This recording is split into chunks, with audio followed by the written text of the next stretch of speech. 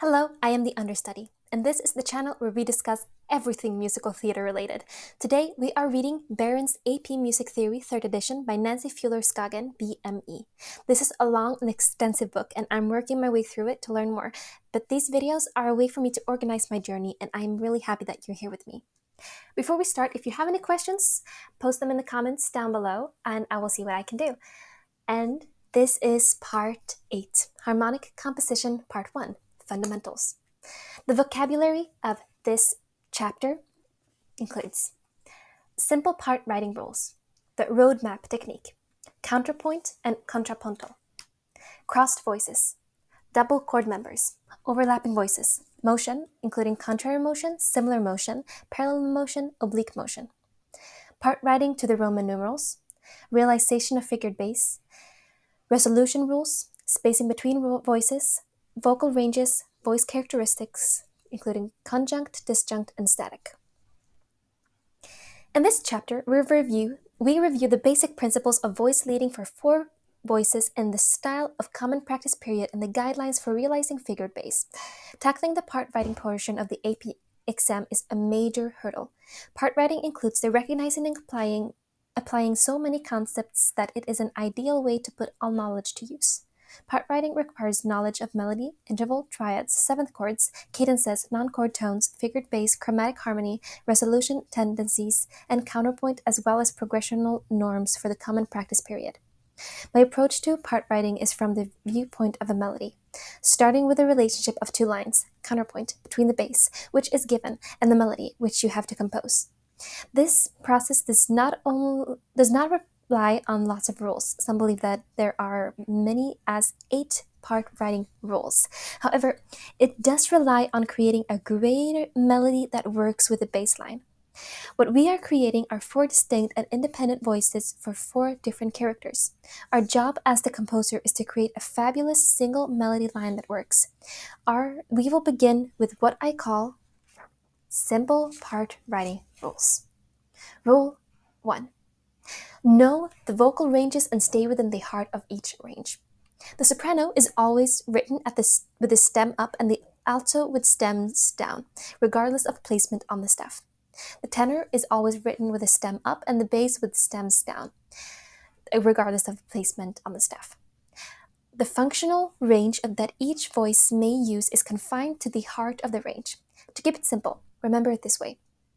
Soprano and tenor range from C to G, and the alto and bass is the opposite, G to C. Here they are on the grand staff. So you can see the stems and you can see the ranges. Although we realize that the soprano can and does sing above G5, she doesn't have to. Taking her up to an A flat and an A is certainly acceptable. Much higher is just not necessary, so try to stay within the range, knowing each voice has at least a whole step in either direction for extreme range. Rule 2. Write for 4 different voices. They are individual characters. Know the contrapuntal character, linear or horizontal movement, of each voice. The bass line is given to you. Either the bass is written or the figured bass implies the chords and linear movement of each voice for free response 5. Or the chord symbols with the inversions are given and you must fill in the notes of the bass dictated by the symbols, free response 6. In either case, the bass is given. In part writing from the chord symbols, you have the freedom to determine what octave your bass moves in after the first chord. The bass is the most disjunct, moving by skips and leaps, and is often the most disjunct at the cadence. The soprano is always the melody. As discussed in depth in Chapter 9, the melody has only one climax point and works toward the climax and then away. The melody most often moves by step, conjunct motion, but sometimes it moves by skip or leap. Therefore, it is considered somewhat disjunct. The melody always has an intended goal in mind, usually the tonic, and moves forward in anticipation of that goal. Remember, the melody is always the soprano. Most frequent endings are mi, re, do, or re, ti, do. The alto and tenor are as static as possible, moving very little. As a matter of fact, the word tenor comes from the word tenere, which means to hold. So if you move an alto or a tenor line So if you write an alto or a tenor line that stays on the same note all the way through, you win the grand prize for common practice style. Write a good melody and everything else is easy. Well, let's say easier. Rule 3. Motion is the key to successful counterpoint. Motion refers to the direction of the melody moves in relation to the bass line. There are 4 types of motion. Contrary motion moves the melody in the opposite direction of the bass. If the bass moves up, the melody moves down. Contrary motion is desirable and used most often in 4-part voice leading. Oblique motion is when one voice remains on the same note and the other moves in either direction. If the bass is repeating a note, the melody has the option to move up or down. If the third form of motion is similar motion, when the bass and the soprano move in the same direction but at different intervals. A 4th form of motion, known as parallel motion, where the soprano and bass move in the same direction and the same interval. They can be undoing of good part writing. Never write a parallel octave or a parallel fifth between the bass and the soprano, or between any 2 voices. Just don't do it. Why are parallel fifths and eighths to be avoided? The reason is a linear one. Parallelism confuses the distinction between the 4 independent voices or lines, particularly when you have perfect parallels. When writing 4 distinct and independent voices for 4 different characters, we are writing 4 distinct and different independent voices for 4 different characters. When parallelism occurs, the ear cannot distinguish those 4 voices. Instead, they sound like 3 voices or even 2. When any 4 voices move in the same direction at the same interval, they sound as one, giving us 3 voices instead of 4. The lines will often surrender their individuality for the purpose of bringing their voices together for a unified conclusion at the cadence. Otherwise, write 4 clearly defined voices. A good melody uses 4 types of motion: contrary, oblique, similar, and, with discretion, parallel motion, but features contrary motion most often. Rule 4. Don't confuse the ear. The first way you can confuse the ear is by writing crossed voices. This means that you cannot write the soprano lower than the alto or the alto lower than the tenor. It confuses the ear because it cannot separate the lines. Remember, the goal is to write 4 distinctly separate lines. So here we have the tenor is higher than the alto within the same chord, creating crossed voices and confusing the ear. The second way to confuse the ear is to overlap the voices.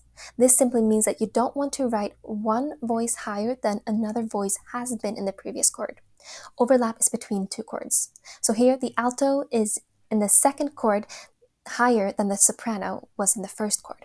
Also, the tenor is higher in the second chord than the alto was in the first chord. In these examples, we not only have overlapping voices, but we have parallel octaves between the bass and the alto, C to G. Overlapping may happen because 1 or 2, in this case, of the voices take over the character or the role of another voice. In our example, the soprano is clearly singing in alto territory in the first chord, which creates an identity crisis, and the problem continues in the bass. The bass jumps up to the tenor range, and we have not allowed enough room for our other voices to compensate. Remember that if the bass is given, we have no control over, but we can control the other 3. If the bass is in a high range, then the soprano is usually in the high end of her range. It was the parallel motion that is the egregious error in this example. A better thing, or a better option, voicing option would have been in the first chord would have been this.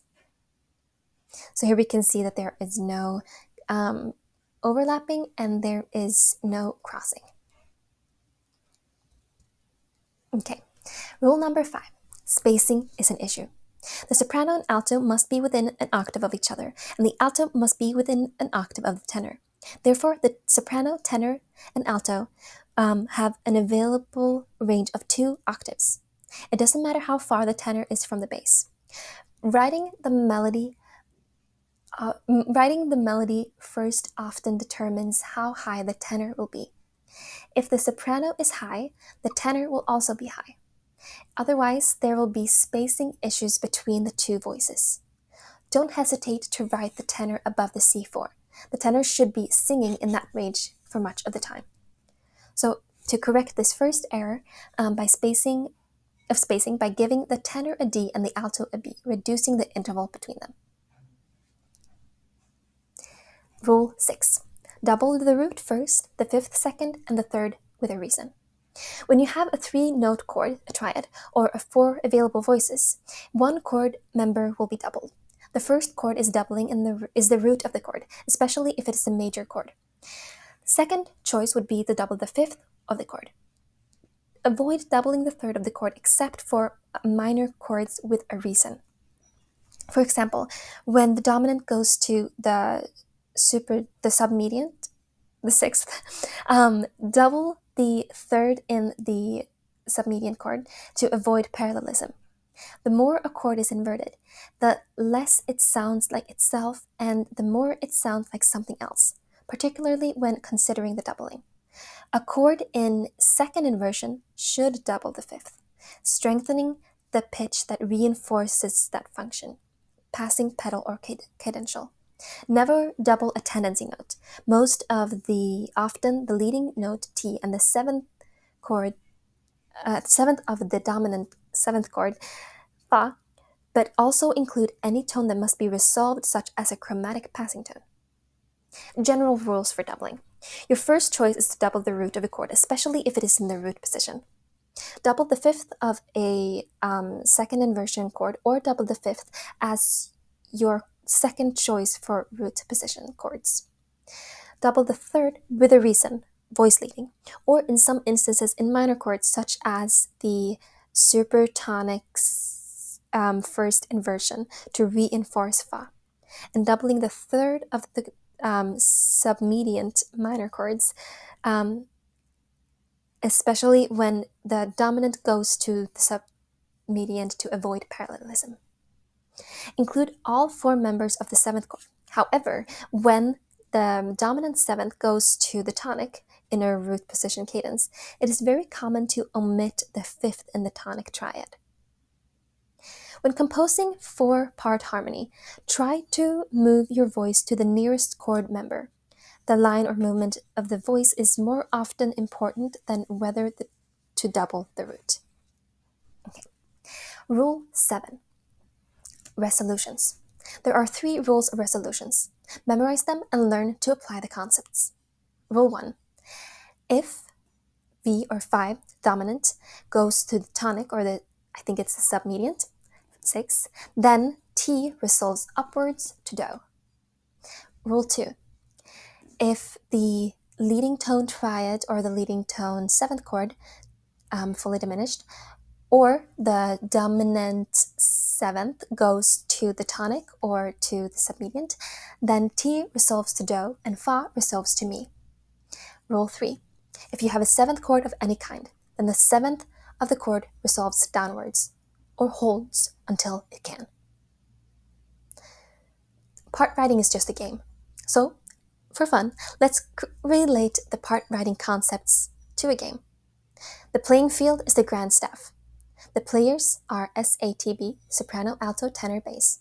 The playing area for each player is the vocal range. The players' position are S, soprano, the star player or the melody. Their position moves in contrary motion to the bass line. Alto and tenor, A and T.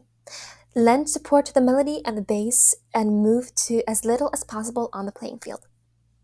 B, bass, given to us, the established foundation with whom the soprano, alto, and tenor must move. The playbook is the chord progression and nor the figured bass. It tells us what choices we have in moving the players across the playing field. Our goal is to successfully move our patterns across the playing field while avoiding parallel fifths and octaves, overlapping or crossed voices, inappropriately doubled chord members, and unresolved chordal sevenths. So let's work on this. 4-part writing examples from figured bass and Roman numeral. When I teach part writing, I begin with only tonic chords and inversions. Our menu of choices is greatly reduced. There are only 3 notes on the menu. Let's begin with a figured bass example in C minor. So here we have example 1, figured bass in C minor. Step 1, determine the Roman numerals and create the roadmap. The row map is the visible reminder of the menu chord of chord members' choices, appropriate doubles, and resolutions. Write the Roman numeral chord symbols below the figured bass. Never attach your chord symbols to the same line as the figured bass symbols. The chord stack with the root at the top of the chord, with the root of the chord on the bottom, is in snowman style, written like this. If done correctly, this step can eliminate multitudes of mistakes when examples are more difficult. It is super simple to learn with only one chord. So this is just one chord. Add the extra G pitch, it says here, to the chord stack as a reminder to double the fifth of the chord in the second inversion chords. There are no resolutions to consider since it is only the tonic triad. Step 2, write the melody. Look at the bass line and observe the shape, recognizing the bass line that has ascending and descending lines. Try to recreate a melody that moves in contrary or oblique motion to the bass line. So this is one example of a melody. Step 3, fill in the alto and tenor at the same time. Could look something like this.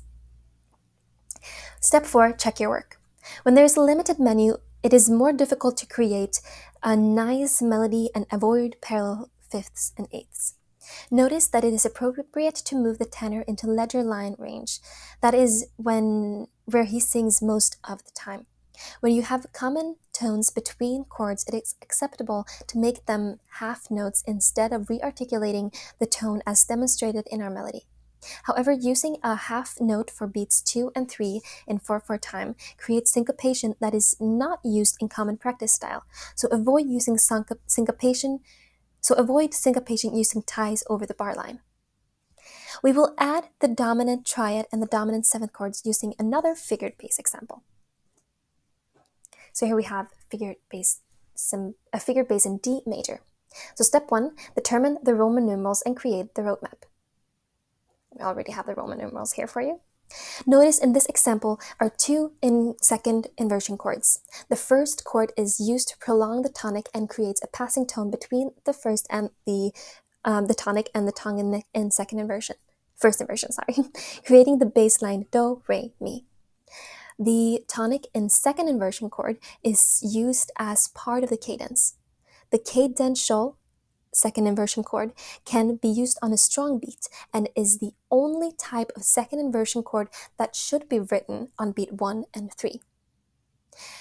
Now create the chord stack, create the appropriate doublings, and show resolutions. This is already created for you here. So what do we know for sure? There are 2 second inversion chords that should double the fifth of the chord. There is one dominant chord leading to a tonic in first inversion. It resolves T to Do. And one dominant seventh chord resolving to the tonic, resolving T, Do, and Fa, Mi. Note, arrows are used in this chord stack to show the pitches that must resolve and to which pitch. In this guide, when the final progression is written, you will see the arrows within the composition as a reminder that the resolution have indeed been written. This is a reminder and a way to check your work. Once you are confident that you are resolving correctly, leave out the arrows within the composition. The bass line is high. Actually, singing the tenor range is actually singing in the tenor range much of the time. We can write a melody putting the soprano higher in her range, but we must write the tenor high to avoid overlapping with the bass. So, step 2, write out the melody. Look at the bass line and observe the shape. Recognizing the bass line has ascending and descending lines with a leap of an octave. Write the norm. Try to create a melody that moves in contrary or oblique motion to the bass line. Always choose contrary or oblique motion when going from a perfect interval or to a perfect interval to avoid parallel fifths or octaves. Going from one perfect interval to another perfect interval of the same size. In our last two intervals, we go from P5 to P6 to P8 by contrary motion, which is acceptable. What is not acceptable is direct octaves or fifths, similar motion into a perfect interval in the soprano line, contrary octaves or fifths, contrary motion from one perfect interval to another perfect interval of the same size. Step 3, fill in the alto and tenor at the same time. So resolution of leading tone to tonic, we have these two arrows here and here, T to do. And then this arrow is seventh of the chord resolves downward by a step Fa to Mi. Let's move on to the next example. So example 3, part writing to the Roman numerals in F major. Now we are ready to part write from Roman numerals. The process of composing is the same. However, the base is not given, just the Roman numeral chord symbols. Here, there is one additional step after creating the chord stack, writing the bass line. We are going to use the variation of the last progression, this time in F major. So step 1, create the roadmap. Already created here, so you can see. Reminder, the only correct resolution of a third inversion seventh dominant chord to a first inversion tonic chord, because the imperative solution Fa to Mi is in the bass. Okay. The pitches that are circled are the notes that will be in the bass, according to the Roman numeral given in inversion symbols. As you are looking at the harmonic progression of this part writing example, observe the use of the second inversion triads, and remember that there are very specific ways to use the second inversion chord. The two used here are passing and cadential. Connect the dots. This information about the use of second inversion chords in part writing transfers to harmonic dictation, where we might expect to hear a second inversion chords used in 4-part chorale, and harmonizing a melody, where we must once again apply this knowledge when writing the bass line and an appropriate harmonic progression like the one used here. Now you are ready to transfer this information to the staff. So write out a bass line as outlined by the circled notes on the map. We already have the bass line here for you. Also looks like this. What else is revealed by the roadmap? In both second inversion chords 2 and 9, the fifth of the chord should be the note doubled. The resolution arrows mark what notes must resolve, and to what note. In chords 2 and 7, the dominant triad is followed by the tonic triad, and T resolves to Do. In chords 4 and 10, the dominant 7th chord has two resolutions imperatives because this dominant 7th includes both Fa and Ti and must be resolved. The arrow reminds you that in whichever voice Fa is written, the next note is also already written because the resolution must occur in the same voice. It is also easy to use the roadmap to slash through the pitches as you are writing to clearly see all notes utilized, which notes have been doubled. Step 3. Write the melody. Look at the bass line and observe the shape. Recognizing the bass, this is the next one. Recognize the bass line and ascending, descending, and oblique motion. The melody will want to move in contrary motion to the bass and with an authentic cadence. With the cadence already determined and the outline of the motion in mind, we write the melody using only our choices from the roadmap, and we observe the resolution when necessary. This is one possible melody. At this point, we check for parallelism, noting that we have one instance of a parallel motion, creating parallel thirds that are acceptable. Our melody has two large leaps, but they are the most common, from Do to So and back. The melody is high and slightly outside the heart of the soprano range, therefore the tenor and alto are also high to avoid spacing errors. Step 4, fill in the alto and tenor at the same time. So it says here, what looks at first glance like parallel fifths are actually unequal fifths, with a perfect fifth and a diminished fifth. It's time to check your work. Note that in the example here, the inside voices have what looks like parallel fifths in the penultimate next to last measure. These are not parallel fifths, but what do we have is a perfect fifth and a diminished fifth between the tenor and alto, which is extremely common. Let's try another ending to this melody. The original soprano ending becomes the alto part. With solution 2, our original soprano ending is now in the alto, but our melody does not appear to have a climax point. Let's try again. Here is an alternate solution 3. T can lead to so in an inside voice to complete the tonic chord. The original soprano ending becomes the alto part. So it is important to note that typically when resolving a dominant 7th chord to a tonic, both in root position, either the dominant 7th chord or the tonic chord will be incomplete, leaving out the 5th for smooth voice leading. You must have the root and the 7th. You must also have the 3rd of the chord to determine the quality of the triad. The 5th, however, is not needed. In all 3 of our solutions, the dominant 7th chord in the cadence has all 4 members, and as a result of the imperative resolutions, the root of the tonic chord is tripled and the 5th of the chord is left out. As stated earlier, this is a very common occurrence, particularly at the cadence when the 4 chords surrender their individuality. It is permissible at the cadence for a scale degree 7, T, to lead to 5, so when it's an inside voice to complete the tonic chord. In this example, the leading tone, E, in the alto could have gone to C to fill out the chord at the cadence, as shown by the parentheses. Again, this is acceptable only for inside voices, alto and tenor. Now let's try another figured bass example, this time in A minor, adding some new figured bass symbols. So here we have a new example. What do we know for sure? The G sharp in the bass line is a clue that tells us where we are in A harmonic minor. Plus, we see the altered figures as the /6 and the sharp sign that tells us that indicate a note that is not in the key signature. There are 4 root position triads, 1 root position triad with the 3rd raised, 1 first inversion triad and 1 first inversion 7th chord, 1 second inversion 7th chord, and 1 dominant 7th chord in root position. Step 1.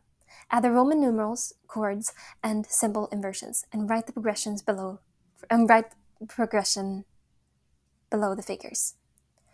Let's see if I have that. Yes. 2. Create a roadmap, including the resolution arrow and doubling the reminders. This is a space provided. Oh, they provided some space in the page for you to do that. Next, the added symbols, figures /6 and the sharp, indicating accidentals, are not part of the Roman numeral chord symbol. Be careful to add accidentals where they're needed when notating. Okay, step 3, when you have the chord stack, write the melody. You're on your own to write a great melody. And step 4, write in the alto and tenor at the same time. Here we have a possible solution. You must be careful when resolving the tritone. In this key, G sharp to D, in the dominant 7th chord, to avoid unequal fifths. The motion from the diminished 5th to a perfect 5th, especially in the soprano bass pair. If you resolve correctly, this will not occur. Motion from a perfect 5th to a diminished 5th is acceptable. Note that in the penultimate chord, the root of the diminished 7th chord, E, is doubled. Therefore, the 5th of the chord, B, is left out. Because the diminished 7th chord is incomplete, the final tonic is complete. Did you check your work? Correct chord members including accidentals, adding accidentals where needed, especially in a minor key, resolutions, no parallel 5ths or 8ths, correct spacing, including no crossed voices or overlapping voices.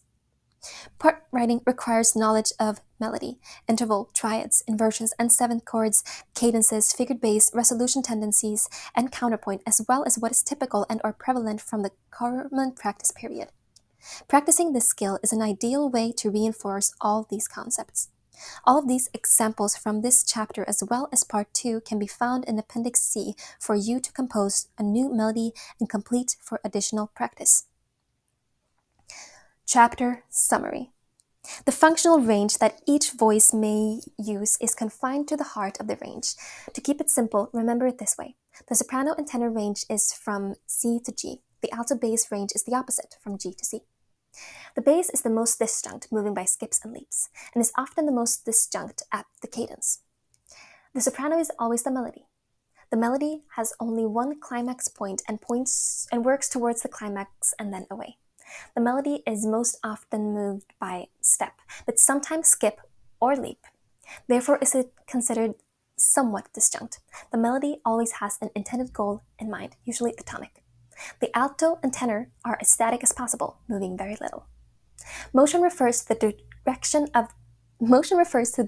the melody moves in relation to the bass line. There are 4 types of motion. Contrary motion moves the melody in opposite direction of the bass. If the bass goes up, the melody goes down. Oblique motion is when the voice remains on the same note and the other moves in either direction. Similar motion is when the bass and the soprano move in the same direction but at different intervals. And parallel motion is when the soprano and the bass move in the same direction at the same intervals. Never write parallel fifths or eighths. Parallelism clouds the distinction between the 4 independent voices, particularly when you have perfect parallels. When parallelism occurs, the ear cannot distinguish those 4 voices. Instead, they sound like 3 voices or even 2. Don't confuse the ear by writing crossed voices or overlapping voices. It confuses the ear because it cannot separate the lines. The goal is to write 4 distinct separate lines.